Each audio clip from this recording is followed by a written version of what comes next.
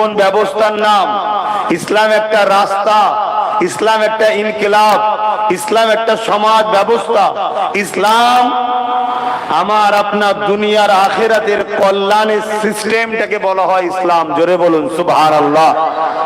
যেখানে আপনার ধর্মনীতি, সমাজনীতি, অর্থনীতি, এডুকেশন নীতি, পরিবার নীতি, আত্মীয়তার নীতি, মানব বন্ধন নীতি, সম্প্রীতি নীতি, মনুষ্যত্ব নীতি, রাষ্ট্রনীতি, রাজনীতি, সমস্ত কিছু উত্তম উত্তম দেখানোর রাস্তাটা হলো ইসলাম। জোরে বলুন সুবহানাল্লাহ।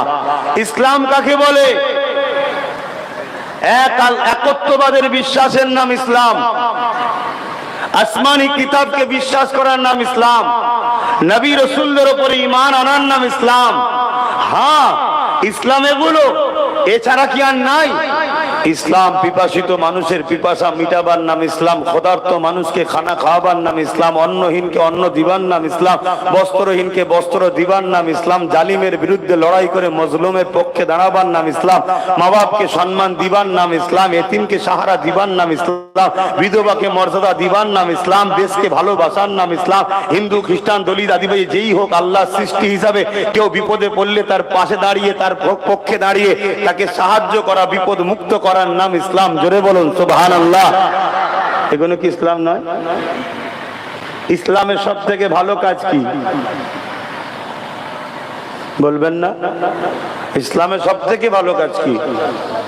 হ্যাঁ, ইসলামকে সব থেকে ভালো কাজ হলো ক্ষুধার্ত মানুষকে খানা খাওয়ানো। জোরে বলুন সুবহানাল্লাহ। ওই জন্য বলে নিলাম, কেন আমি ইসলাম আলোচনা করলেও আমার কমেরই কিছু লোকের ব্যথা হয়। হয় না? হয় না? সমস্যাটা কেন? এই সমস্যা 150 বছর ধরে এরা পশ্চিমা দুনিয়ার ঘোল খাচ্ছে। এরা অরিজিনাল ইসলাম থেকে সরে যাচ্ছে। ইসলাম কুনতুম খায়রা উম্মাতিন উখরিজাত লিন-নাস তা'মুরুনা বিল মা'রুফ ওয়া তানহাউনা আনিল মুনকার। কালামুল্লাহ, কোরআন বলছে, হে উম্মতে মুহাম্মাদি, তোমরা শ্রেষ্ঠ উম্মাত, তোমাদের দুটো কাজ, অন্যায়কে মিটাও, ন্যায়কে প্রতিষ্ঠিত করো, এর নাম ইসলাম। জোরে বলুন সুবহানাল্লাহ। সুদ মুক্ত, ঘুষ মুক্ত, জেনা মুক্ত, নেশা মুক্ত সমাজ গড়ার নাম ইসলাম। দুর্নীতি মুক্ত সমাজ গড়ার নাম ইসলাম। চোর মুক্ত সমাজ গড়ার নাম ইসলাম। ডাকাত মুক্ত সমাজ গড়ার নাম ইসলাম। সমাজে ফিতনা ফাসাদ বন্ধ করে শান্তি প্রতিষ্ঠিত করার নাম ইসলাম। ভুল বলছি? বলেন মুফতি সাহেব, ভুল বলছি? আর কারা মাওলানা সাহেব আছে বলেন? এখানে অনেক আরো আলেম ওলামা আছে। স্বামী ইন্দ্রা তো বড় বড় আলেম, যারা শোনে তারা তো আরো বড় বড় আলেম। কত ওলামাদের রস শুনেছে। বলেন, ইসলামটা স্কুলে গেলে দেখবেন ইংলিশ পড়ায়, ভূগোল পড়ায়, জীববিদ্যা পড়ায়, ইতিহাস পড়ায়, অনেক কিছু সাবজেক্ট আছে না? আছে না? নাই? সবকিছু সাবজেক্ট নিয়ে তো স্কুল নাকি? না শুধু একটা সিলেবাস থাকে? ইসলামের অনেক সিলেবাস আছে। সব সিলেবাসটা লিয়া হলো ইসলাম। আর কোরআন বলছে উদখুলু ফিস সিলমি কাফা, তোমরা পরিপূর্ণ ইসলামে ঢোকো। দুটো রসুল থেকে নেবে আর 50টা শয়তানের থেকে নেবে, এর নাম ইসলাম নয়। তোমার নিঃশ্বাস টানাটাও রসুল থেকে নেওয়া হবে আর ছাড়াটাও রসুল থেকে দিয়ে হবে। তোমার ঘুম থেকে উঠা থেকে ঘুমানো যাওয়া পর্যন্ত রসুলকে নিয়ে হবে। তোমার জন্ম শুরু থেকে মৃত্যু পর্যন্ত রসুলকে ফলো করতে হবে। এক কথায় লাকাদ কানা লাকুম ফি রাসূলিল্লাহি উসওয়াতুন হাসানা, সবথেকে উত্তম মডেল হলো রসুল। তোমার নিঃশ্বাসে নিঃশ্বাসে চলাতে, জীবনে প্রতিটা পদক্ষেপে রসুল ছাড়া দ্বিতীয় কেউ না থাকে। যার জীবনে নবী ছাড়া অন্য কেউ নেতা হয়েছে, অন্য কেউ পথ প্রদর্শক হয়েছে, অন্য কেউ হয়েছে, সে অরিজিনাল মুসলমান নয়, সে 2 নম্বর মুসলমান, সে যাবে জাহান্নামে। এর নাম ইসলাম। এবারে ভেবে দেখুন তো, ওয়াজ করা আগে যাবে না বাধ্য করব? ওয়াজ আগে করবো না বাধ্য করব? কেন আমরা তো সব কোনো না কোনো দিকে চড়ে বসে আছি। আমরাই তো আসামি। কিন্তু আসামি বলে চুপ করে বসে থাকলে হবে? চেষ্টা তো করতে হবে। পরিবর্তনের জন্য চেষ্টার দরকার আছে না নাই? হ্যাঁ, চেষ্টা করতে হবে। অন্যায় দেখলে হাত দিয়ে রোখো, নাই মুখ দিয়ে বলো, নাই ঘৃণা করে দূরে সরে যাও। এই তিনটে যার মধ্যে নেই কোনো একটা, তার মধ্যে ঈমান নেই। এখন আমি হুজুরের ছেলে, বড় জুব্বা লেগে দিয়ে মাথায় টুপি দিয়ে নরের তকবীর, আল্লাহ একবার, হুজুর কেবলা জিন্দাবাদ, ভাইজান হুজুর জিন্দাবাদ, সুস্বাগতম, সবকিছু নিলাম। আমি নিয়ে মিষ্টি মিষ্টি কথা বলে হেসে চলে গেলাম। অন্যায় সমাজে হচ্ছে দেখছি, তাহলে আমার মধ্যেও তো রসুলের কথা ঈমান থাকবে না? বলতে হবে না, হবে না? আর বললেই তো আমার কমই বেঁকে বসছে, বললেই তো যত সমস্যা তো আমার কমের, উপাড়ায় সমস্যা নেই। যাও কোনো হিন্দু পাড়া, কুলি পাড়া, ডুবি পাড়া, কাওড়া পাড়া, মুচি পাড়া, এসটি পাড়া, এসসি পাড়া, যে বলে আব্বাস সিদ্দিকী ভাইজান ঠিক আছে, যত সমস্যা তো আমার পাড়ায়। তাও কটা, দু চারটে, বেশি নয়। আবার যাই হোক, আলহামদুলিল্লাহ। আচ্ছা, কিছু মনে না করলে আপনারা একটু বসলে ভালো হতো, এই দিক থেকে হাওয়াটা ঠান্ডা আসতো, আর নয় মানুষের নিঃশ্বাসের হাওয়া সব টানছে। বসে পড়েন না ওই জায়গায়। ইসলাম যদি শোনেন বসেন, আর যদি মনে হয় যে না এই লাইন ভালো নয়, তাহলে কানে তুলে দিয়ে চলে যান। কেন এমনি সব চারিদিকে তাপের চোটে মানুষ এমনি হিট হয়ে আছে। দিসলাই কাটি ম্যাসেজ জ্বালাতে হবে না, পাশাপাশি রেখে দিলেই ধরে যাবে যা অবস্থা। তাহলে আলোচনা হোক নাকি? যে তবে ইনশাল্লাহ আমাকে আনা হয়েছে, নবীর মেম্বারে বসানো হয়েছে, ইসলামের বাইরে কোনো কথা হবে না। মান আহাব্বা লিল্লাহ ওয়া আবগাদা লিল্লাহ ওয়া আতা লিল্লাহ ওয়া মানাআ লিল্লাহ ফাকাদ ইসতাকমালাল ঈমান। ঈমান কি? ঈমানদার কারা? ঈমানের মজা পায় কে? যে ভালোবাসে আল্লাহর জন্য, দুশ্মনী করে আল্লাহর জন্য, আত্মীয়তা করে আল্লাহর জন্য, বিচ্ছেদ হয় আল্লাহর জন্য, সেই হলো প্রকৃত ঈমানের স্বাদ পায়। জোরে বলুন সুবহানাল্লাহ। বেলালকে গরম মরুভূমির বালিতে রেখেছিল, বেলাল হেসেছিল। আর আমাদেরকে সামান্য যদি এটা ঘরে বসতে দেয় তাও সহ্য করতে পারছি না। কারণটা কি? আমরা ঈমানের সেই স্বাদ পেচ্ছি না, দুর্বল। আর এই দুর্বল অনেক কারণে হয়। মাপ দুই শ্রেণীর লোক খাবে, এক শ্রেণীর লোক অন্যায় করার জন্য মার খাবে, আর এক শ্রেণীর লোক অন্যায় দিকে চুপ থাকার জন্য মার খাবে। কি বুঝছেন? শরিয়াত বলছি। যদি বলেন আমি কি করব, আমি কি করব নয়, সমাজ ব্যবস্থাকে ঠিক রাখার জন্য পুলিশ আছে না নাই? তা পুলিশের ডিউটিটা কি? সমাজে যাতে চুরি ডাকাতি দুষ্কৃতি না বাড়ে, এটা ডিউটি। তো যদি ডিউটি পালন না করে মাইনে পাবে? বলুন পাবে কি? সে তো অন্যায় কাজ করলো। হয় এখন হয়তো হয় না, এখন কেন ওপর থেকে নিচে পর্যন্ত ওনাদেরকে যারা চালায় তারা তো বড় বড় চোর। সমস্যা এই জায়গায়। তা আমি সেটা বলছি না, কিন্তু কথা হচ্ছে নিয়ম কি, ইনসাফটা কি? ওনাদের ডিউটি যদি পালন না করে তাহলে ওনারা হিসাব অনুযায়ী ডিউটি পালন করেনি, মাইনে পাবে না, ঠিক না বেটি? তা আমার আল্লাহ আমাদেরকে কিছু ডিউটি দিয়েছে না দেয়নি? তা আমরা যদি সেই ডিউটি না পালন করি, আল্লাহ আমাদের মাইনে দেবে কেন? আমাদের মাইনেটা কি? চির শান্তির মেহমান খানা জান্নাত দিবা। জোরে বলুন সুবহানাল্লাহ। দুনিয়ায় তুমি আল্লাহর পক্ষে থাকলেও খাওয়াবে, না থাকলেও খাওয়াবে। তুমি আল্লাহ আল্লাহ বলে ডাকলেও খাওয়াবে, না ডাকলেও খাওয়াবে। উপরন্তু আল্লাহ যাকে বেশি ভালোবাসে দুনিয়ায় আবার তাকে বেশি কষ্ট দেয়। এই আল্লাহর প্রেমের সিস্টেম আবার উল্টো। আমরা যাকে প্রেম করি আমরা চাই ও যেন কষ্ট না পায়, ঠিক না? আর আমার আল্লাহর প্রেম যাকে ভালোবাসে দুনিয়ায় তাকে কষ্ট দেয়, এত কষ্ট দেয়, এত কষ্ট দেয়। আল্লাহ সব থেকে বেশি যাকে ভালোবেসেছে, সব থেকে বেশি তাকে কষ্ট দিয়েছে। তিনি কে? জোরে বলুন। বলতে পারছেন? আল্লাহ সব থেকে বেশি কাকে ভালোবাসে?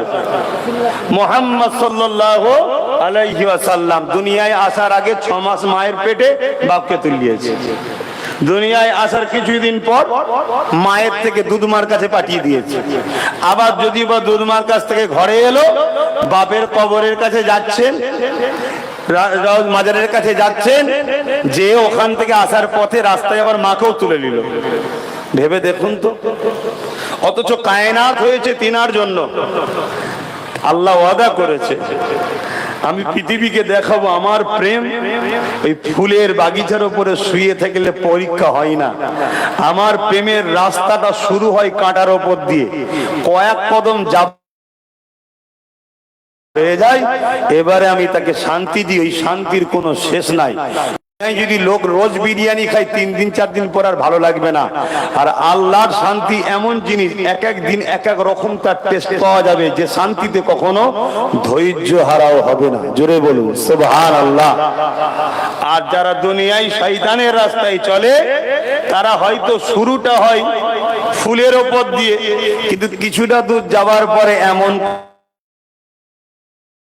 যে কষ্ট আজকের ফেরাউনকে মিশরে গেলে দেখা যায়। শয়তান মরেও শান্তি নেই, ওর লাশ দেখে লোক থুতু ফেলছে, অথচ মিশরের রাজা ছিল, কত ভিআইপি লোক। কি গো শুনছেন তো নাকি? না গরমে কত সব মাথার উপর দিয়ে চলে যাচ্ছে। আসেন বোঝার চেষ্টা করে। দরুদ শরীফ আল্লাহুম্মা সাল্লি আচ্ছা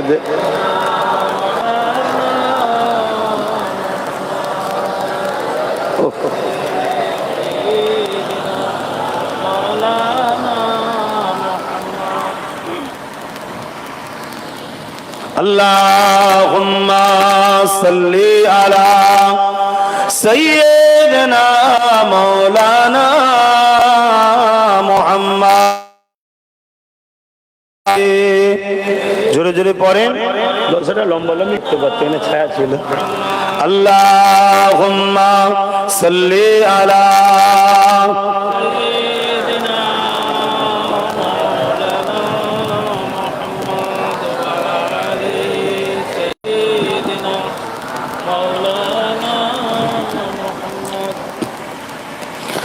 أعوذ بالله من الشيطان الرجيم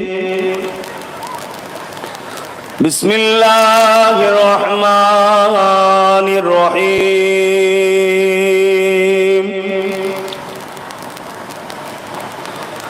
نحمده ونصلي على رسوله الكريم أما فيا أيها الحاضرون رحمكم الله المزيد والفرقان الحميد إن الله وملائكته يصلون على النبي يا أيها الذين آمنوا صلوا عليه وسلموا تسليما اللهم صل على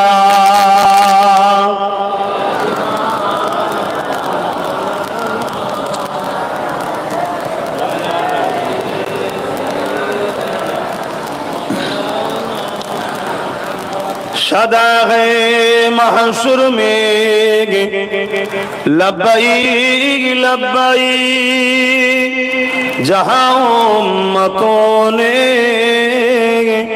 पुकारा मुहम्मद हमें जानो दिल से प्यारा मुहम्मद मुहम्मद के गम हो गए हमारा मुहम्मद सल्ली अला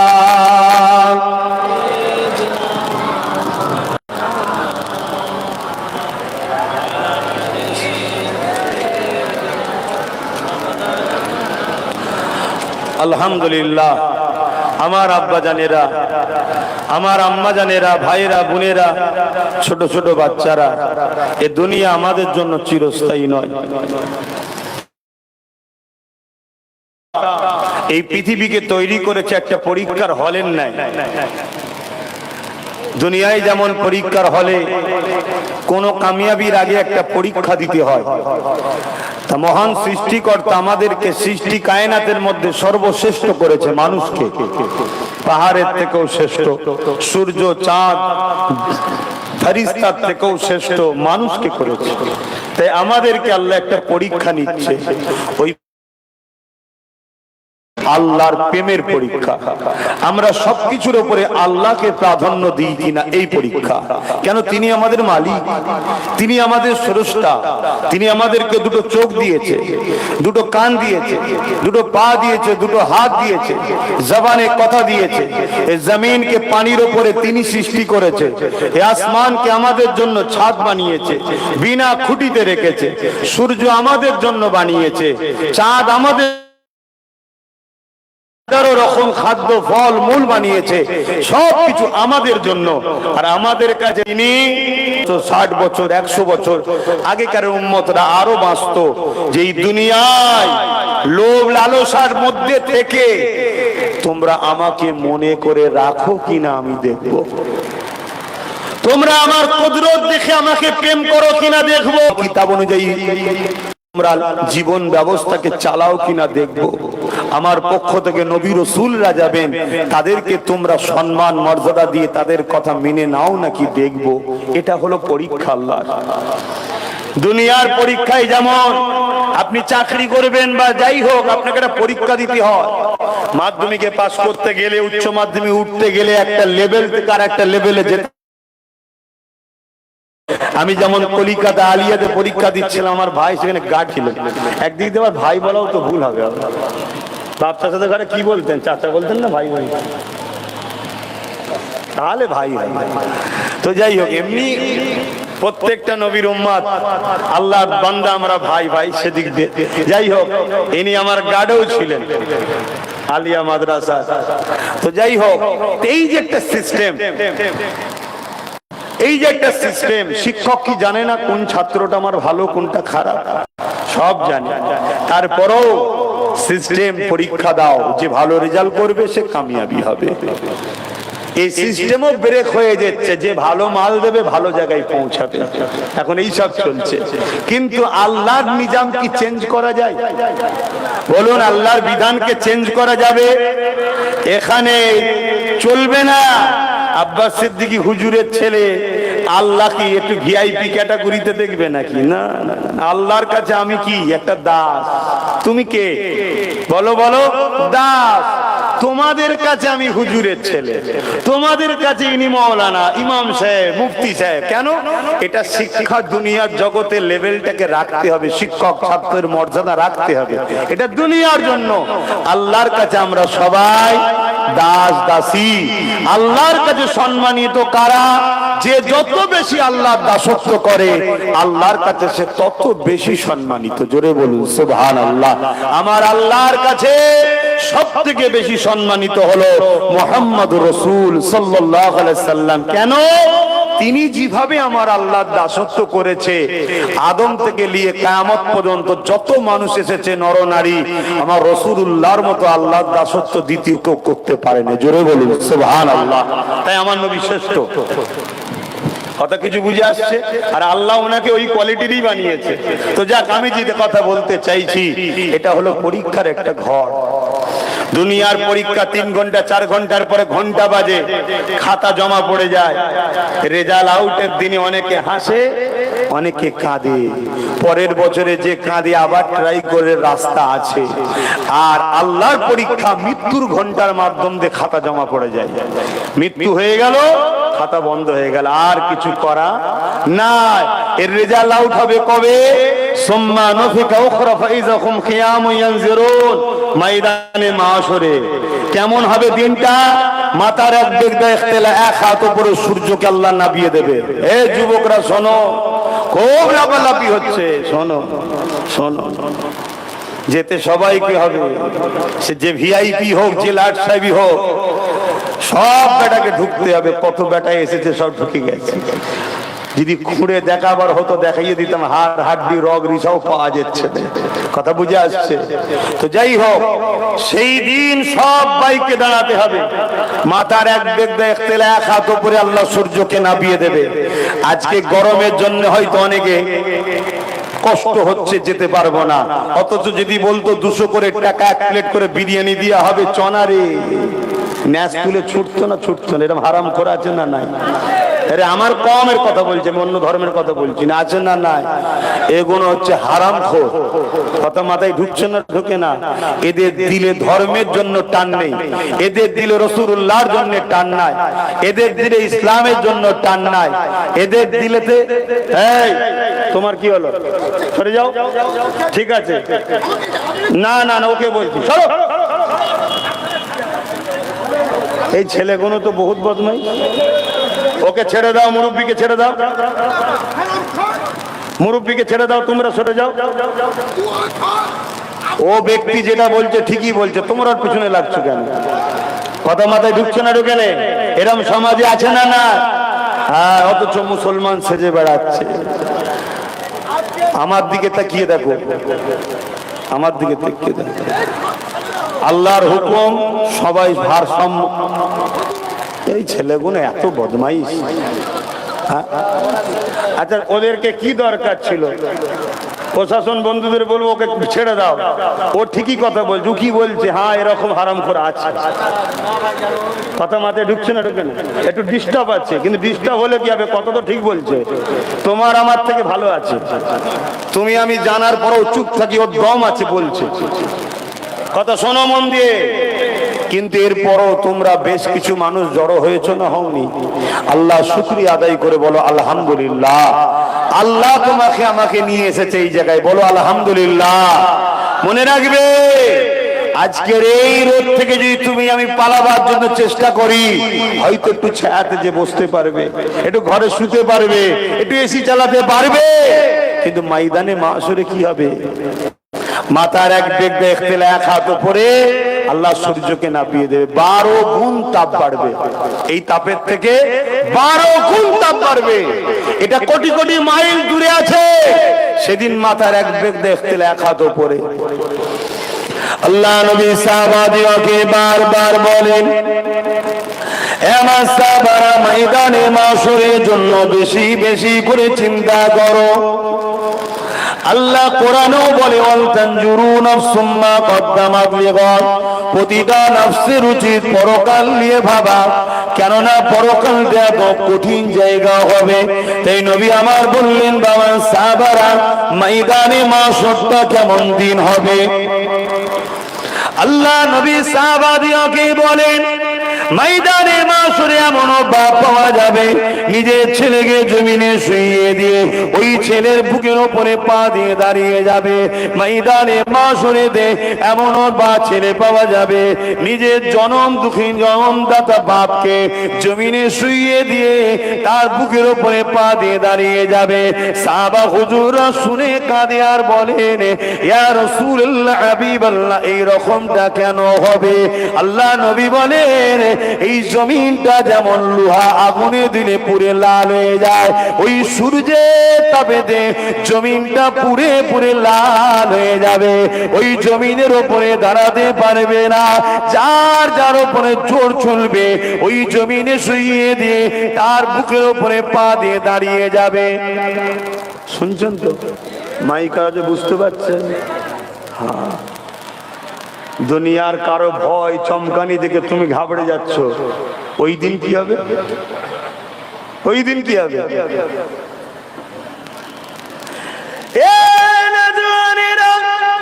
আল্লাহ তো তোমাকে আমাকে এই জমিনের উপরে খেলাফত দিয়ে পাঠিয়েছে। এই জমিনের উপরে তুমি আমি প্রতিনিধিত্ব করতে এসেছি। তাই তো আল্লাহ বলেছে, কুনতুম খায়রা উম্মাতি, তোমরা হলে শ্রেষ্ঠ উম্মাত। তোমাদের জন্য দুটো কাজ রয়েছে। এই জমিনের অন্যায়কে মিটিয়ে দাও, এই জমিনে ন্যায়কে প্রতিষ্ঠিত করো, এই জমিনের বিধবার সমস্যা সমাধান করো, এই জমিনে ক্ষুধার্ত মানুষকে খানা দাও, এই জমিনে যার চোখে পানি, চোখের পানি মুছাবার ব্যবস্থা করো, এই জমিনে যে অসহায় তাকে আশ্রয় দাও, এই জমিনের মুমিনের উপরে যে জুলুম করবে তার বিরুদ্ধে তোমরা সংগঠিত হয়ে সংগ্রাম করো। এটাই তো তোমার আমার ডিউটি আল্লাহ দিয়েছে। এ যুবকেরা, তরুণেরা, বাপেরা, নামাজ তো অবশ্যই পড়তে হবে, ওটা ব্যক্তি জীবনের ডিউটি। রোজা অবশ্যই রাখতে হবে, ওটা ব্যক্তি জীবনের ডিউটি। মালদারকে হজ করতে হবে, ওটা অর্থনীতির ডিউটি। এ যুবকেরা, সমাজের জন্য যেটা করতে হবে সেটা হলো এই সমাজে তোমাদেরকে আল্লাহ প্রতিনিধিত্ব করে পাঠিয়েছে। তোমাদের কাজ এই সমাজে প্রত্যেকটা অসহায় গরিব আল্লাহর সৃষ্টির পাশে দাঁড়িয়ে তাদের সমস্যাকে সমাধান করতে হবে। এই জমিনের মানুষগুলোর মুখে হাসি ফুটাতে হবে। যদি তুমি দুনিয়া জমিনে আল্লাহর সৃষ্টিকে হাসাও, দুনিয়া জমিনে আল্লাহর সৃষ্টিকে খুশি করো, দুনিয়া জমিনে আল্লাহর বিপদে পড়া সৃষ্টি গুণের পাশে দাঁড়িয়ে আজাদ করতে পারো, মনে রেখে দেবে ময়দানে মাশরের এই কঠিন বিপদের দিনে আমার আল্লাহ তোমাকে তার রহমত দ্বারা সেদিন বিপদ থেকে মুক্ত করে আরশ আজিমের ছায়া দেবে। 7 শ্রেণীর মানুষ ছায়া পাবে। তার মধ্যে প্রথম নম্বর কে বলবেন? তো বলেন, বলবেন না? রাগ হয়েছে কি? আব্বারা রাগ করলেন নাকি? তাহলে বলুন প্রথম নম্বর কি? জানেন না? আমি বলবো প্রথম নম্বর হলো যারা সমাজের বুকে নাই পরায়ণ শাসক হবে। তারা কারা? নাই পরায়ণ শাসক। তাহলে নাই পরায়ণ শাসকের ইসলামে গুরুত্ব কত বুঝতে পারছেন? ওরকম কঠিন দিনে আল্লাহ তাকে আরশে ছায়া দেবে। বলুন সুবহানাল্লাহ। তাহলে আমার ঘরের ছেলেগুলো নাই পরায়ণ শাসক কাকে বলে এটাও শেখানো দরকার আছে না? না, এটা শিখাবে কে? মাতাল, চোর, ডাকাত? কে শিখাবে? পকেটমার? কে শিখাবে বলবেন তো? আল উলামা ওয়ারাসাতুল আম্বিয়া, নবী পাকের ওয়ারিস যারা তারা শিখাবে। তারা কারা? যারা মুখ খোলে আল্লাহর জন্য, মুখ বন্ধ রাখে আল্লাহর জন্য, হাত মিলায় আল্লাহর জন্য, হাতকে টেনে নেয় আল্লাহর জন্য, চলে আল্লাহর জন্য, বসে যায় আল্লাহর জন্য, কাঁদে আল্লাহর জন্য, হাসে আল্লাহর জন্য। তাদের মাকসাদ একটাই হবে আল্লাহ আল্লাহ আল্লাহ আল্লাহ আল্লাহ। এদেরকে বলা হয় নবী পাকের ওয়ারিস। এরাই হলো আল্লাহ পাকের নবীর ইলমের প্রতিনিধিত্ব করবে। এরাই তো সমাজের বুকে সবার জন্য আল্লাহ পাকের পক্ষ থেকে রহমত হয়ে এসেছে। এটা দয়া করে আল্লাহদেরকে পাঠিয়েছে। আজকে তাদের কথা বলার সুযোগ আছে? কথা বলে? আপনার গ্রামের ইমামের কথা বলার সুযোগ আছে? তো যেখানে যারা কথা বলার সুযোগ তারা যদি চুপ হয়ে যায় তো এ সমাজ ধ্বংস হবে না? হবে না? ধ্বংস হচ্ছে। কোন এমন বাড়ি আছে বলুন তো যে বাড়িতে শান্তি আছে? কোন এমন বাড়ি আছে বলুন তো যে বাড়িতে ওষুধ নেই বা রোগ নেই? বাড়িগুলো তো ওষুধের দোকান হয়ে গেছে। কেন? এই যে যার কথা বলা দরকার তাকে চুপ করিয়ে দিয়েছে, যার শোনা দরকার সে বলছে। আল্লাহ নবী তো তাই বললেন, আখিরি জামানায় যত চোর, বদমাই, গুন্ডা, সমাজ বিরোধী, চরিত্রহীন, রেপিস তারা সমাজের প্রতিনিধিত্ব করবে। রাসূলুল্লাহ ১৫০০ বছর আগে বলে গেছে। বলেছে না বলেনি? এই কথাটা আলেম ইমামদের ক্ষমতা আছে মসজিদের মেম্বারে দাঁড়িয়ে বলার? কেন ভাই, অসুবিধা কিসের? এ তো রাসূলুল্লাহর কথা। এদেশ তো সবাইকে ধর্মীয় অধিকার দিয়েছে। এদেশ তো কারো বাবা কালী সম্পদ নয়। এদেশ তো সবার সমান অধিকার আছে। তাহলে ইমাম মসজিদে দাঁড়িয়ে তার কওমকে বলতে পারছে না কেন? কেন যে 5 দিন 6 দিন 7 দিন কোনো ওয়াক্তে না পাওয়া গেলেও জুম্মার দিন একটু আসে। দেখা যাবে সমাজের বুকে এমনও আমার মসজিদে ঢুকে বসে আছে রাসূলুল্লাহর হাদিসে সেই বদমাইশটা ধরা পড়ে যাবে। এ আছে না? নাই? তখনও বলবো মলি সাহেব তোমার বড্ড তেল হয়েছে না, তুমি আমায় বলছো। আরে ওর নাম ধরে বলেছে, হজ করবো না ছেড়ে দেবো, অসুবিধা নেই তো আপনাদের? আপনাদের কথা বলছে, আমার অসুবিধা নেই। কানার কি বার রাত কি বা দিন, কি বুঝাচ্ছে না ভাই? আমাদের কোনো সমস্যা নেই। দুনিয়া বন্দুকের নলে গুলি দেখে, আমরা বন্দুকের নলে আল্লাহ নবীর দিদার পাওয়ার রাস্তা দেখতে পাই। জোরে বলুন সুবহানাল্লাহ। কারণ মরার পরেই কবরে যাবে, কবরে রাসূলুল্লাহ হাজির হয়। জোরে বলুন সুবহানাল্লাহ। দুনিয়া কামানের সামনে মৃত্যু ডাকে, আমরা কামানের সামনে আল্লাহ জান্নাতের খুশবু পাই। জোরে বলুন সুবহানাল্লাহ। তাই তো ব্রিটিশকে কেউ তাড়াতে পারেনি যখন আব্দুল আজিজ মুহাদ্দিস দেহলভী বলেছিল, এ উলামারা, ব্রিটিশের বিরুদ্ধে লড়াই করা ফরজ। ব্রিটিশের পা কাঁপছে, পালা।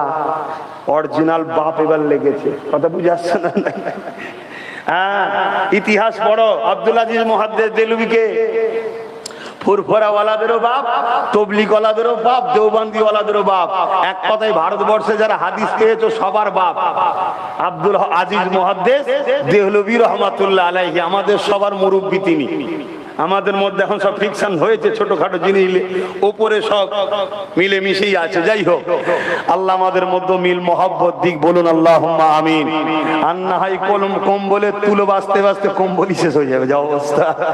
বুঝে আসছে তো, বুঝার হয় বুঝুন, না বুঝলে আর কি করতে পারি। তো উনি যখন ফতোয়া দিলেন চলো ওদের বিরুদ্ধে লড়াই করা ফরজ হয়ে গেছে, নিজের মাতৃভূমি থেকে ওদেরকে তাড়িয়ে আজাদ করতে হয় মাতৃভূমিকে, তখন বুঝলেন আর থাকা যাবে না। কেন? মুসলমান যেটা করে কারো থেকে মাইনে লিবার জন্য করে না। মুসলমান যখন কিছু করে আল্লাহকে খুশি করার জন্য করে। জোরে বলুন সুবহানাল্লাহ।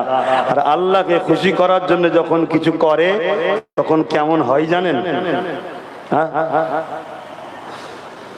বাপেরা, নওজোয়ান তরুণেরা, এ নবী পাকের প্রেমিকেরা, আল্লাহ নবী যখন বদরের জমিনে ডাক দিলেন, চলো বাবা বদরের জমিনে যেতে হবে। কি জন্য যেতে হবে জিজ্ঞাসাও করে না।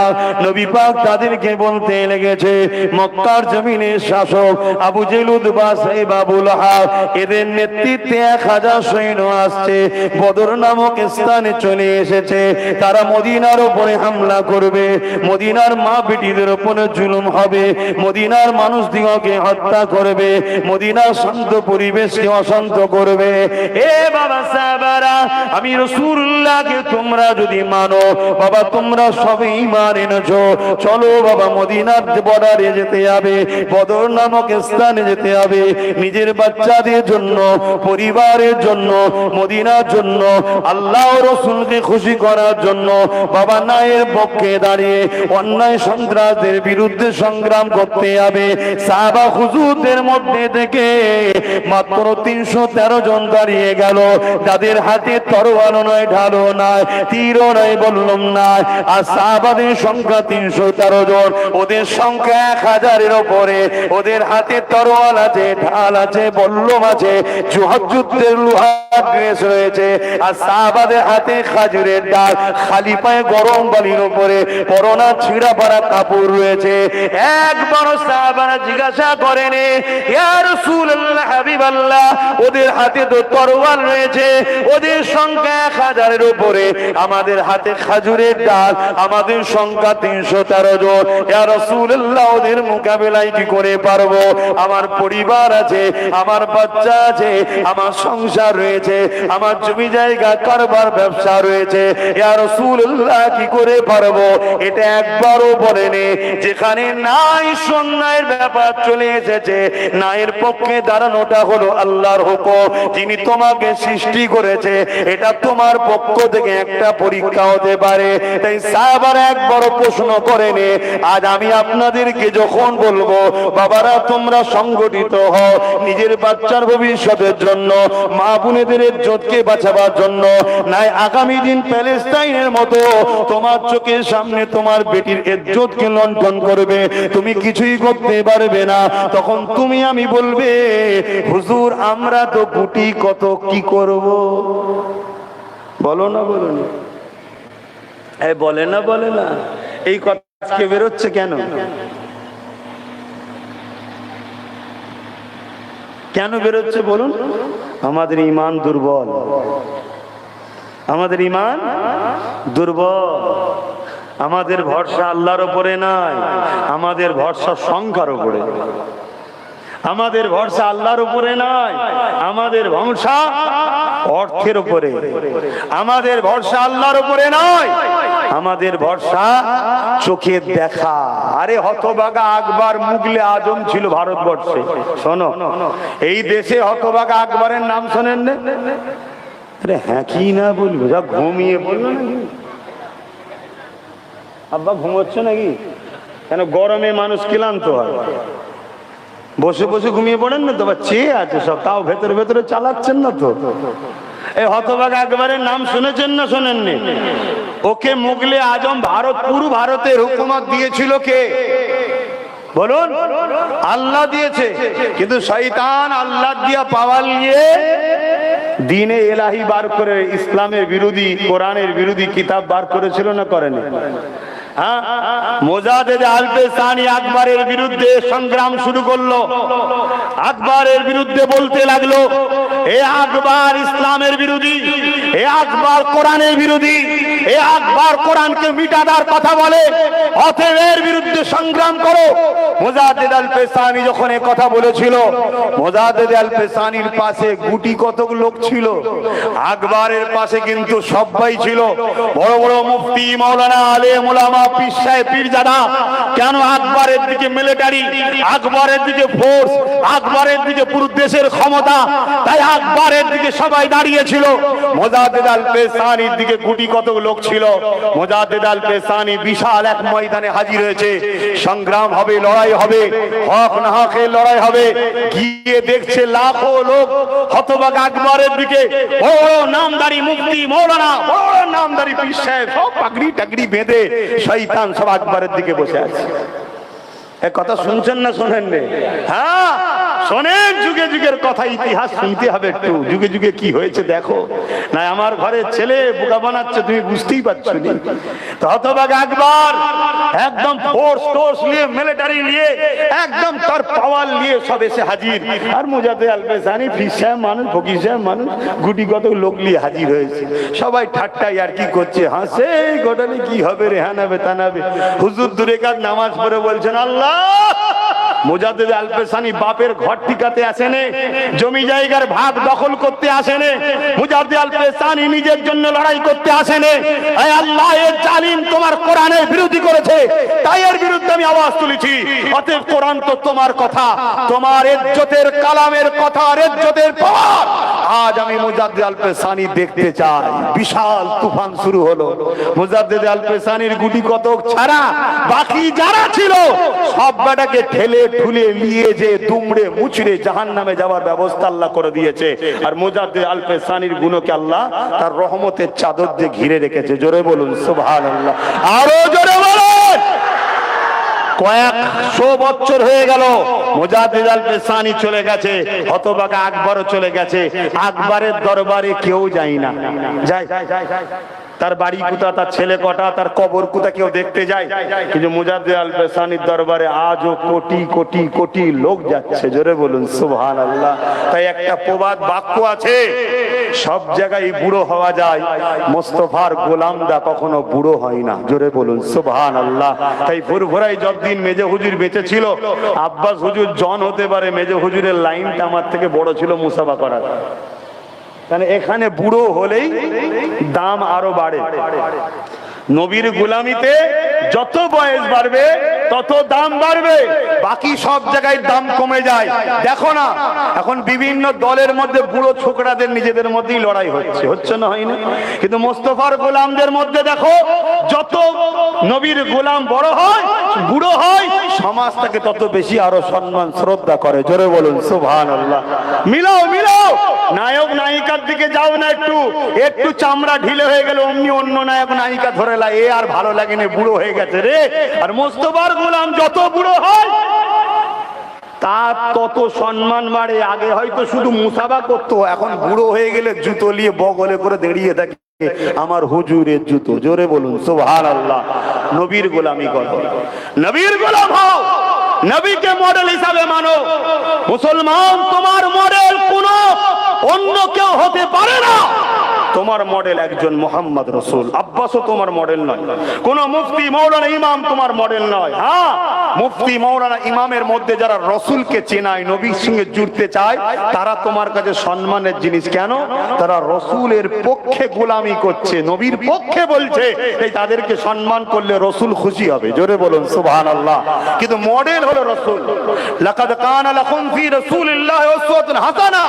আমি আবার বলছি সে আয়াতটাকে, নামাজ রসুলকে দেখে, রোজা রসুলকে দেখে, হজ রসুলকে দেখে, যাকাত নবী যেভাবে দিতে বলেছে, আত্মীয়তা করা রসুল যেভাবে করেছে, সংসার করা রসুল যেভাবে করেছে। তোমার জিন্দেগির প্রত্যেকটা কাজে তুমি রাজনীতি করতে চাও, তোমার মুহাম্মদ রসুল যেভাবে বলেছে, শুনছো না শোনো না, তুমি রাষ্ট্র চালাতে চাও, তোমার মুহাম্মদ রসুল যেভাবে বলেছে। আমি চ্যালেঞ্জ দিচ্ছি, রুহে জমিনের উপরে, আসমানের নিচে কোন মায়ের বেটা কোনো পয়দা হয়নি যেমন নবীর লাইফ স্টাইলের কোন কাজকে বলে দেবে এটা মানবতা বিরোধী, সমাজ বিরোধী, দেশ বিরোধী, গণতন্ত্রের বিরুদ্ধে বলতে পারবে না। আমার রসুল এমন একটা মডেল, পৃথিবীর তুমি যেখানেই থাকো না কেন, রসুলকে ধরলেই শ্রেষ্ঠ মডেল হবে। জোরে বলুন সুবহানাল্লাহ। আরো জোরে বলা যাবে, আরো খুশিতে বলা যাবে, নারায়ে তাকবীর। আমার সাথে সকলে একটু হাত তুলে তাহলে সারা দাও, লাব্বাইক। তোমরা বলবে ইয়া রাসূলুল্লাহ, লাব্বাইক লাব্বাইক লাব্বাইক লাব্বাইক লাব্বাইক, নারায়ে তাকবীর। ইয়া রাসূলুল্লাহ বলাতে কোনো আপত্তি আছে? কেন নবী দূরে নয়, নবী আমাদের কাছে। কোথায়? কোরআন বলছে প্রতিটা মুমিনের জানের থেকেও কাছে মুহাম্মদ রাসূল। জোরে বলুন সুবহানাল্লাহ। তাই তো মসজিদে ঢোকার সময় সালাম দিতে হয়। দয়ার নবীকে আগে সালাম দাও, তারপরে বলো আল্লাহুম্মা ইফতাহ লি আবওয়াবা রাহমাতিক। প্রথম সালাম দাও, তারপরেই দোয়া পড়ো। আমরা নবী থেকে দূরে সরে গেছি বাবা, আর আমাদেরকে সরানো হয়েছে বড় প্ল্যান করে। কেন?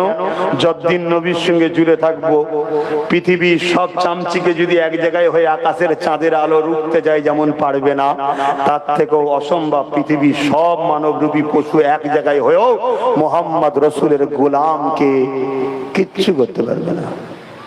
কি ভুল বললাম? এই জোরে বলেন। হ্যাঁ, আব্দুল্লাহ ইবনে হুযাফা হুজুরের নাম শোনেন না? আমার নবীর এক সাহাবী ছিলেন। এক খ্রিস্টান শাসক ধরে নিয়ে গেছে। শাসক ধরে নিয়ে যে তাকে অফার দিচ্ছে, আব্দুল্লাহ ইবনে হুযাফা, তুমি মুহাম্মদ রাসূলকে ছেড়ে দাও, আমি তোমাকে অনেক সম্মানীয় পদ দেবো, অনেক চাকরি দেবো, জায়গা দেবো, অর্থ দেবো, আমার রাজ্যে ভালো সম্মানীয় পদ দেবো। কি গো, এখন ঝাঁট দিবার পথ পেয়ে গেলেই ব্যাস রসুল ছেড়ে দিচ্ছে। আমার কমে আছে না, না কি করিস ভাই? না আমি একটু অফিসে গিয়ে ঝাঁট দিই। ওরে বাপ, তাই নাকি? ওর যা ঠাঁট বাঁট দেখলেই হাসি ভাই। ওই চাকরিতেই পাগল, ওই চাকরিতেই পাগল। আপনার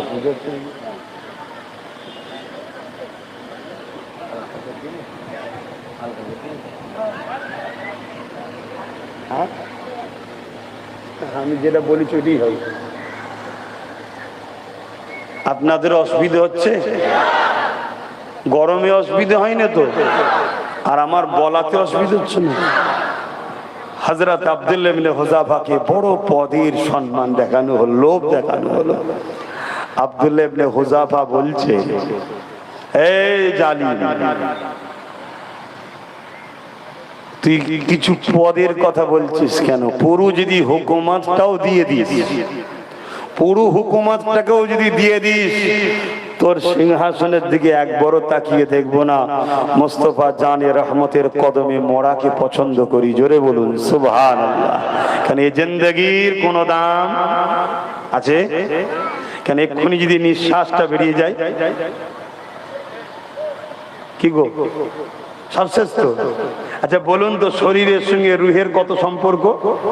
সব থেকে আপন তো নাকি? কতদিন সাথে আছে না? 50 বছর, 30 বছর, 40 বছর সব সাথে আছে না? হ্যাঁ, এতদিন থাকার পরও এক সেকেন্ড আপনার কথা শুনবে? আল্লাহ ডাক দিয়েছে চলে আয়, আর আপনি যদি বলি এক সেকেন্ড দাঁড়া না, পানিটা শুধু ঘিলে এলি, শুনবে? হ্যাঁ, কারো কথা শুনবে না। কেন? এটা আল্লাহর হুকুম বলা হয়, রূহ এ বেরিয়ে চলে যাবে। আব্দুল্লাহ ইবনে হুযাফা বলছে, আমি রাজি নই হতে। ও ঠিক আছে, একে জিন্দান খানায় লিজে বড়, কিছুদিন খেতে দিও না, এমনি দেখবে সব ঠিক হয়ে যাবে। খিদে ভাই বড় জ্বালা না নাকি? খিদে বড় জ্বালা তো নাকি?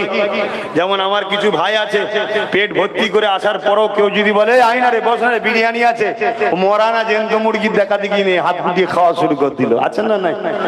আমার ভাইদের কথা বলছি, আমি অন্য কারো কথা বলছি না। আমার ঘরে জন্ম নিয়েছে, আমার খ্যাতের লোক সে, তারা সে যদি আমার খ্যাতের না হতো আমি কিচ্ছু কথা বলতাম না।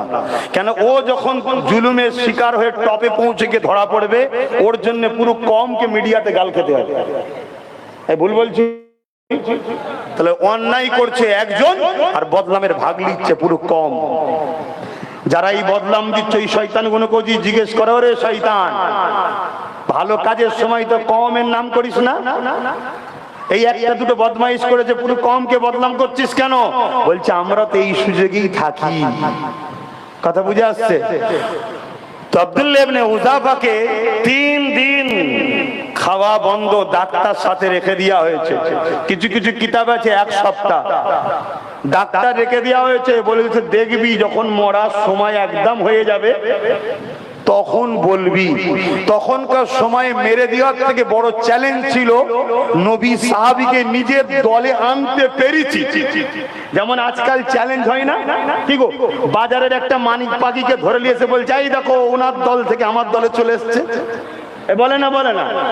আদৌ তাকে কেউ চেনেই নেই, বলতে চলে এসেছে। এরকম হয় না? হয় না? হ্যাঁ, রেসারেসি চলে। তখনও ছিল, তখন সিস্টেমটা একটু ভিআইপি আর একটু বড় ছিল, এখন আর এক সিস্টেম হয়েছে। তো যাই হোক, আব্দুল্লাহ ইবনে হুযাফাকে মেরে দিতে চাইছে না, কেননা একটা বড় টিমের উনি সর্দার ছিলেন, একটা সাহাবা কাফেলাদের সর্দার। তাই আব্দুল্লাহ ইবনে হুযাফাকে যদি খ্রিস্টানের দিকে আনা যায় তাহলে মেসেজটা খ্রিস্টান বাদশা ছড়াবে, আরে মুহাম্মাদের গোলামকে আমরা সামান্য পদ দিয়ে কিনে নিয়েছি। এটা ইসলামের জন্য একটা লজ্জিত বিষয় না? বিষয় নয় বলো? কিন্তু আমরা তো 1 কাপ চায়ও বিক্রি হই। ভুল বলা হচ্ছে? আজকেই সন্ধ্যেবেলা এমন ঘটনা ঘটতে পারে, হয়তো দেখা যাবে তোমরা কেউ যাচ্ছ, কেউ ডেকে বলবে এদিকে, তুমি যে বললে দে দাদা বলো কি হয়েছে, এলে চা খা। চাটা যেই এক ঝোঁক মেরে দেবে অমনি বলবে আব্বাস সিদ্দিকী ঠিকই আছে, নামাজ রোজার কথা বলবে, সব বলা কি দরকার বল দেখি। অমনি তুমি এক ঝোঁক খেয়ে লিবার পরে বলবে ঠিকই বলেছে। 1 কাপ চাই বিক্রি হয় না? হয় না? হ্যাঁ, বাপের বেটা যদি থাকো গরম চা মুখে মেরে দেবে, মেরে দিয়ে বলবে তোর মতো গাদ্দারকে তুমি চিনতাম না, আজকে চিনে গেলাম। কথা মাথায় ঢুকছে না? ঢোকে না? হ্যাঁ, যদি সেই গাদ্দার তোমাকে ওর জন্য আরো বড় শাস্তি দেয়, খুশি মনে মেনে নাও, কিন্তু মনে রেখে দিও পরকালে তোমার হাসর নাসরটা সাহাবাদের কাতারে, ওলিদের কাতারে, আলেমের কাতারেই হবে। জোরে বলুন সুবহানাল্লাহ। আর ও শয়তানকে চিনে রাখো, ওরও দেখবেন একদিন হবে মৃত্যু, ওরও হবে একদিন মৃত্যু, কিন্তু ওর মাইয়াতকে নিয়ে দেখবে মুসলমানের থেকে বেশি সমাজের এক শ্রেণীর মানুষ ধরে টানাটানি করবে, যারা দেখা যাবে সমাজে কিছু বোঝেই না। কথা মাথায় ঢুকছে? হ্যাঁ, ওর মৃত্যু ওইভাবেই হবে, কিছু করার নেই। কেন? আমার মুখের কথা, মুখ আমার কথা কোনো তো দিনের কথা বলছি, ঠিক না বে ঠিক গো? হ্যাঁ, কারো যদি বুঝতে অসুবিধে হয় তার উচিত হবে 1 বার নয় 100 বার বসা। আসুন বসি, কি বলতে চাইছেন আমি তো বুঝতে পারলাম না, আমি আবার বুঝাবো। আবার কি বলতে চাইছেন বুঝতে পারলাম না, আবার বুঝাবো। 1 বার নয় 100 বার বুঝাবো। কিন্তু তুমি ইতিহাসের পাতা থেকে বেরিয়ে গেলে হবে না। এই পৃথিবীর জমিনে 2.5 কোটি মুসলমানকে মেরেছে, যার নাম হলো চিঙ্গিস খান। কিসের পাওয়ারে মেরেছিল? রাজ ক্ষমতার পাওয়ারে, ফোর্স নিয়ে, মিলিটারি নিয়ে পৃথিবী থেকে ইসলামকে মুছে দিবার স্বপ্ন দিয়েছিল চিঙ্গিস খান। 2.5 কোটি মুসলমানকে মেরেছিল। তারপরে একটা 22 বছরের যুবকের ডাক শুনে চিঙ্গিস খান ভয়ে কাঁপতে শুরু করেছিল। জোরে বলুন সুবহানাল্লাহ। অতএব 2.5 কোটি মুসলমান আর একটা যুবক মুসলমান, ইমানদারের পাল্লা ভারী কত হয় বুঝতে পারছেন? হ্যাঁ, এই পৃথিবীতে হালাকু খান মুসলমানকে এত মেরেছিল, দাজলা নদীর পানিটা লাল হয়ে গিয়েছিল, তথাপিও সেই হালাকু খান মিটে গেছে, তার পরিবার মিটে গেছে। 200 কোটির উপরে এখনো মুসলমান পৃথিবীতে আছে। জোরে বলুন সুবহানাল্লাহ। আপনি যদি বলেন এটা বলছেন কেন, এতে কি ব্যাপার, এটা ইতিহাস শোনাচ্ছি কেন, কাল আমাদেরকেও শেষ করার জন্য দুই ধরনের দুশ্মন উঠে পড়ে লেগেছে। এক প্রকাশ্য বলছে ধর ধর ধর ধর মারবো মারবো, আর একজন আঁচল পেতে দিয়ে বলছে আই বাঁচাবো বাঁচাবো। দুটোই হলো শয়তান মারার ধান্দায় ঘুরছে। কথা বুঝছেন না, বোঝেন না? একদম সব সব কথা বলে যাচ্ছি। কেন, তুমি যদি মরে যাও, তোমার এই বেগুনা ছোট ছোট বাচ্চাগুলো কি অপরাধ দিয়েছে তোমার ঘরে জন্ম নিয়ে? হ্যাঁ, এদের কথা তুমি ভাববে না? আজকে প্যালেস্টাইনে কি হচ্ছে? 80 বছর ধরে তাদেরকে খাইয়েছে, পরিয়েছে, জামা কাপড় দিয়েছে, সবকিছু দিয়েছে। যাই যে সাপকে দুধ কলা খাইয়ে বড় করেছিল, তারাই আজকে দেখো প্যালেস্টাইনবাসীকে মারছে। তোমার আমার 80 হতে তো আর 3 বছর বাকি আছে। যাদেরকে দুধ কলা খাইয়েছো সব তো বাবা দেখো না, এখন সব মুখে মুখ ঠেকিয়ে কথা বলছে, মাঝে মাঝে বেরিয়ে পড়ছে। কি বেরোচ্ছে না? বেরোই নে। তাই আমি বারবার বলি, রসুনকে মাঝে মাঝে দেখবে। রসুন চেনো না? রসুন আমার মায়েদের কাছে যে বলবে আম্মা রসুন কোনটা, রসুন দেবে, দেখবে রসুনের মাথা কোনো সব আলাদা থাকে, আর পিছনটা দেখবে এক, সব এক জায়গায়। এদের সব বিভিন্ন কালার, বিভিন্ন মাথা, বিভিন্ন দিকে সব ভেঙে আছে, এদের পিছনটা সব এক। সব এদের ধান্দা গরিব শেষ করো, আর আমরা সব থেকে গরিবে ফার্স্টে। হায় হায় হায় হায় হায়। বাবেরা নওজওয়ানের আব্দুল্লাহ ইবনে হুযাফা হুজুরের কথা বলছিলাম। ডাক্তারকে ঘরের মধ্যে মারবা চেকআপের জন্য পাঠায়, আর আব্দুল্লাহ ইবনে হুযাফাকে বন্দী করে রেখে দিয়েছে, কোনো খাবারের ব্যবস্থাও করেনি। ডাক্তার দিনেতে খবর দিয়ে দিল, এ রাজা মশাই, আর আব্দুল্লাহ ইবনে হুযাফার অবস্থা ভালো নয়, মারা যেতে পারে, এর এখন খাবারটা দিতে হবে। ওই সময় আব্দুল্লাহ ইবনে হুযাফার কাছে খাঞ্চা করে খাবার চলে এলো, সুন্দর রেশমের কাপড় ঢাকা দিয়ে। যখনই খাঞ্চাটা তোলা হয়েছে, ওই খাঞ্চার মধ্যে দেখতে লেগেছে শুকরের গোশত আর মদ রয়েছে। কেননা বাদশা জানে আব্দুল্লাহ ইবনে হুযাফাকে যদি এই হারাম খাদ্যটা খাওয়াতে পারি, ওর দিন থেকে কয়েক কদম হলেও দূরে সরে যাবে, ওকে আরো দুর্বল করা যাবে, ওর ঈমানটা একটু কমজোর হয়ে যাবে। তাহলে আগামী দিনে আর একটু চাপ দিলে ওকে বের করিয়ে আনা যাবে। আব্দুল্লাহ ইবনে হুযাফা এখন ক্ষুধার্ত আছে, এই সময় খাবারটা দিলে ও হয়তো খিদার চোটে মেনে নেবে। কিন্তু আব্দুল্লাহ ইবনে হুযাফা যখনই দেখেছে ওই খাবারের থালটাকে উল্টে দিয়ে বলতে লেগেছে, ইন্না লিল্লাহি ওয়া ইন্না ইলাইহি রাজিউন। সবকিছুই আল্লাহর জন্য, আল্লাহর কাছে সবাইকে ফিরে যেতে হবে। এই যুবকেরা আব্দুল্লাহ ইবনে হুযাফার খবরটা রাজার কাছে চলে এলো। এই রাজা আব্দুল্লাহ ইবনে হুযাফা ওই হারাম খাদ্যটাকে খাইনে সে উল্টে দিয়েছে। সে বলতে লেগেছে, আমি আল্লাহটাকে সারা দিয়ে চলে যাওয়া পছন্দ করি, এই হারামের এক লুকমা খাবারকে পছন্দ করি না।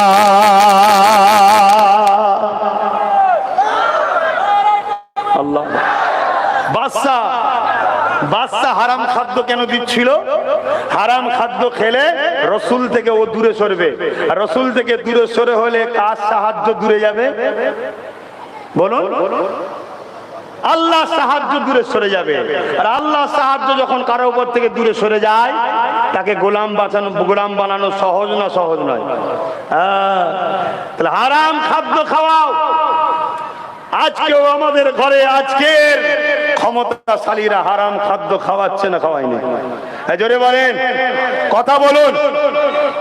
সুস্থ শরীর থাকার পরও কারো কাছ থেকে 100 টাকা ভিক্ষা নেওয়া, ওটা হালাল না হারাম? খুব ভালো করে মাথায় ঢুকাও। কিসের টাকা? মদের, জুয়ার, না লক্ষ কোটি মুসলমানের রক্ত চুষা টাকা? তুমি জানো তোমাকে ফ্রিতে দেয়া হচ্ছে, তুমি খুব বগল বাজাচ্ছ, খুব খুশিতে খাচ্ছ। তোমার বাড়িতে এমন একটা ফুসকুড়ি জন্মাবে, একটা ছেলে আল্লাহ দেবে, তোমার নাম নিশানা মিটিয়ে দেবে। জানো, ওই পয়জন এমন একটা তৈরি করে দেবে আল্লাহ। আমার কথা অসুবিধা হচ্ছে? আমি তো আমার দিনকে বাঁচাবার, কওমকে বাঁচাবার জন্য বুঝাচ্ছি। আমি তো আমার কওমকে দিনের রাস্তায় আনার জন্য বলছি। যুগে যুগে ইসলামের সব থেকে বড় দুশ্মনী করেছে দুই শ্রেণীর লোক। এক শ্রেণীর লোক হচ্ছে যারা ক্ষমতার লোভে মানুষের প্রভু হবার স্বপ্ন দেখেছে তারা। আর এক শ্রেণীর লোক হচ্ছে যারা তাদেরই অর্থে সমাজে মুসলমানদের সহবতে থাকে, যাদেরকে বলা হয় নকল মুসলমান, মুনাফেক মুসলমান। কথা মাথায় ঢুকছে না? ঢোকেনি। আজকে যখন তাদের দুনিয়ার কোন প্রতিনিধির বিষয়ে কিছু বলবে, ওই নকল মুসলমানের বুকে ব্যথা হবে। আর যখন আমার রাসূলুল্লাহকে নিয়ে যখন কেউ কিছু বলবে, তখন এই নকল মুসলমানের বুকে ব্যথা হবে না।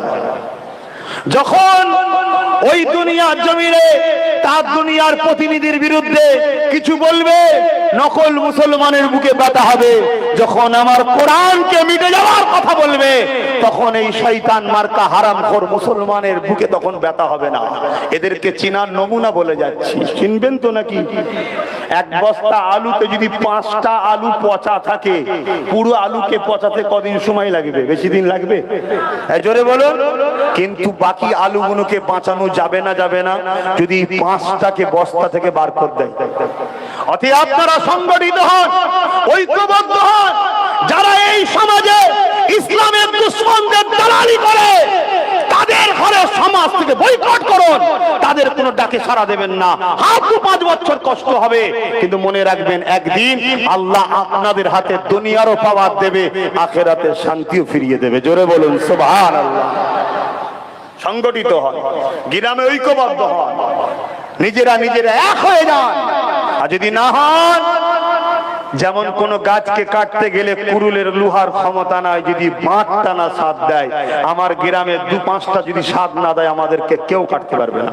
আরে চেঙ্গিস খানের মতো দাদাকে, যার কথা শুনলে পৃথিবী ভয়ে কাঁপতো, গাছ পর্যন্ত কোন এলাকায় গেলে গাছকে রাখতো না, পুড়িয়ে শেষ করে দিত। পশু পাখি জীব জন্তু 1 লক্ষ নারীর ইজ্জত লুটেছে চেঙ্গিস খান। কত? 1 লক্ষ। সেই চেঙ্গিস খানকে একটা 22 বছরের যুবক কাঁপিয়ে দিয়েছে। আলহামদুলিল্লাহ বলেন। আমরাও দেখছি আজকের দিনে ছোটখাটো চেঙ্গিস খানকে একটাই 28-30 বছরের ছেলে কাঁপিয়ে দিচ্ছে। বলুন আলহামদুলিল্লাহ। আরো বলুন আলহামদুলিল্লাহ। কথা বলছি, বুঝতে পারছেন না? বলেন হ্যাঁ, সজাগ হন, সজাগ হন। কি চলছে আপনার পিছনে আপনি বুঝতে পারছেন না কেন? আপনি তো পোল্ট্রি মুরগি হয়ে গেছেন। পোল্ট্রি মুরগি বলছেন, বাজারে পোল্ট্রি মুরগি কেনেন, এইটা খেয়াল করে হয়তো কোনোদিন কেনেন না। আমি যে কথাটা আজকে বলবো, আজকে হোক কালকে হোক যাবেন, এমনি তো বলবো পোল্ট্রি মুরগি কম খাওয়া ভালো। কেন? ও থেকে অনেক বড় বড় রোগও হচ্ছে। তারপরেও এখন ও ছাড়া আর খাবেন কি? কুটুম এসে গেলে চট করে লিয়াই বাবা রেঁধে দিয়ে দে। দেশি মুরগি তো পাওয়াই যায় না, সব উঠে যাচ্ছে ভালো ভালো জিনিস। এটা একটা খোদার মার, ভালো ভালো জিনিস উঠে যাচ্ছে। কথা বুঝে আসছে? আগে কত রকম ফল পাকড় দেখা যেত, এখন সব নেই। আগে ফল পাকড় অনেকদিন করে ঘরে থাকতো। এখন যদি মেহমান লিজে মোল্লা স্যার যদি 1 কেজি আপেল লিজে দেয়, আমি মনে করি 2 দিন ধরে খাবো, 3 দিনের মাথায় দেখি পচে যাচ্ছে। যে খোদার মার, উঠে যাচ্ছে রহমত। তো পোল্ট্রির মুরগিতে যাবেন, বাজারে যাবেন, যে দোকানে বলবেন যে ভাই একটা পোল্ট্রি মুরগি দেন তো, আর দাঁড়িয়ে দাঁড়িয়ে দেখবেন। ধরেন না 10টা মুরগি আছে, কথা বুঝছেন? ওই 10টা মুরগির মধ্যে একটা মুরগিকে ধরছে, 10টা মুরগি দেখবেন কোন রকম একটু না লড়লে নয়, তা একটু ঝাপটা ঝাপটি করছে। একটাকে ধরে নিল, যখন ধরে নিল ওরই সামনে বাকি 9টার সামনে জবাই করছে। 9 জন দেখছে যে আমার জাত ভাইকে ধরে নিতে জবাই করছে, টুকরো টুকরো করছে। ও দেখার পরে আবার খাওয়াতে ব্যস্ত। করে না? আজকে আবার মিলাবেন, কালকে মিলাবেন গিয়ে। আবার ধরেন কেউ একজন যে বললে একটা মুরগি দাও তো ভাই, 9টা এখন রয়েছে, 9টা থেকে আবার একটাকে ধরছে ওরই সামনে, বাকি 8টা কোন রকম একবার না দেখলে নয় দেখলো, ওর সামনেই কাটলো, টুকরো টুকরো করলো, ও সেই খাওয়াতেই ব্যস্ত। এ আজ হচ্ছে না, হয়নি। তা আজকে আমরা চোখের সামনে দেখছি, এখানে মেরে ফেলছে, ওখানে মেরে ফেলছে, ওখানে মেরে ফেলছে, আমাদের কোনো ধান্দা নেই, সেই খাওয়াতেই ব্যস্ত। ওই ফ্রি দিয়েছে খা, আলু দিয়েছে খা, তেল দিয়েছে খা, পটল দিয়েছে খা, খাওয়াতেই ব্যস্ত। একবারও ভাবছিনি যে এই জেলখানা থেকে কি করে বেরিয়ে আমরা বাঁচবো, আমার পরিবার, আমার বাচ্চারা কি করে বাঁচবে। একবারও যেমন পোল্ট্রি মুরগি ভাবেনে, আমাদেরও ভাবনা স্বপ্ন আছে নাকি? জোরে বলুন। আর যখন বলা হবে বেরো, তখন ওই পোল্ট্রি মুরগির মধ্যে কোন রকম থাপ থাপ করে লড়ে লড়ে বলবে কি করব ভাই, খেতে তো পাচ্ছি, কি গো বলে না বলেন, কষ্ট দিচ্ছি, তাহলে ছেড়ে দেন। বিপদে পড়ে গেছেন নাকি? হায় হায় আমার কম, ভালোবাসাই বুঝাচ্ছি, ভালোবাসাই বুঝাচ্ছি, পরিবর্তন হয়, পরিবর্তন হয়। 100টা প্যাকাটি হাতে রেখে পাগলা কুকুর তাড়ানো যায় না। 100টা প্যাকাটি হাতে রেখে পাগলা কুকুর বলবেন তো তাড়ানো যায় না। একটা মোটা লাঠি হাতে রাখেন মজবুত দেখে, একবার ঝাললে দেখবেন কুকুর আর এলাকাতেও আসবে না। এই যে বারবার চারিদিকে ঘেউ ঘেউ ঘেউ ঘেউ ঘেউ ঘেউ শুনতে হচ্ছে না, এই মোটা লাঠি দেওয়া হয়নি বলে তাই। এই প্যাকাটি আপনারা সব জড়ো করে রেখেছেন, একে লিয়াও ওকে দাও, সব প্যাকাটি। তো কোনো ভিত আছে নাকি? সবার পলার সবার হাতের মধ্যে পড়ে আছে। কাকে কখন ফোন করে বলছে কালকে পাঠাবো দেখবি, অমনি সে সুর হালকা করে দিচ্ছে। কি হালকা করছে না করে নে? অতএব মজবুত লাঠি তৈরি করো, ইমানদার ছাড়া মজবুত লাঠি হবে না। বোঝার হয় বোঝো। বাবেরা নওজওয়ানেরা, আব্দুল্লাহ ইবনে হুযাফা কথা যখন রাজার কাছে পৌঁছে গেল, রাজা বলল শোনো গো, এখনো ওর চর্বি গলেনি, আরো কয়েকদিন রাখো, তারপরে দেখবে এমনি এমনি ঠান্ডা হয়ে যাবে। এ যুবকেরা, তরুণীরা, বাবেরা, আব্দুল্লাহ ইবনে হুযাফাকে আরো কিছুদিন রেখে দেওয়া হলো। এরপরে রাজা চেষ্টা করলো আব্দুল্লাহ ইবনে হুযাফার কাছে একটা মিশর থেকে ওই রাজ্যের সুন্দরী নারী